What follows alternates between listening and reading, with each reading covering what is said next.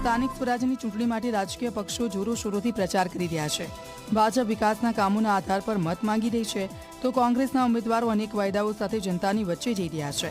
ભાવનગર મહાનગરપાલિકામાં છેલ્લા 30 વર્ષથી ભાજપનો દબદબો રહ્યો છે અને ગત ટર્મમાં ભાજપે જનસમર્થન સાથે મહાનગરપાલિકાની 44 બેઠકો કબજે કરી હતી, જ્યારે કોંગ્રેસે માત્ર 8 બેઠકો જ મેળવી શકી હતી। ત્યારે સ્થાનિક સ્વરાજ્યની આ ચૂંટણીમાં વધુમાં વધુ બેઠકો પર જીત મેળવવા કોંગ્રેસ એડી ચોટીનું જોર લગાવી રહી છે। તે સાથે ભાજપ પણ ગત ટર્મ દરમિયાન કરાયેલા પ્રાથમિક સુવિધા સહિતના કરાયેલા કામોના લેખાજોખા સાથે જનસમર્થન મેળવવા મથામણ કરી રહી છે। તમામ સૌપ્રથમ લોકોને જે જરૂરી છે પાણી, ગટર અને રસ્તા, એમાં સૌથી વધારે ખૂબ કાર્યો કર્યા છે, બ્લોકના કામ ખૂબ કર્યા છે અને આ જ વિકાસની રાજનીતિથી અમને સંપૂર્ણપણે વિશ્વાસ છે કે અમારી પેનલ 4 ઉમેદવારો ખૂબ જંગી બહુમતીથી આ વોર્ડમાંથી વિજેતા થશું।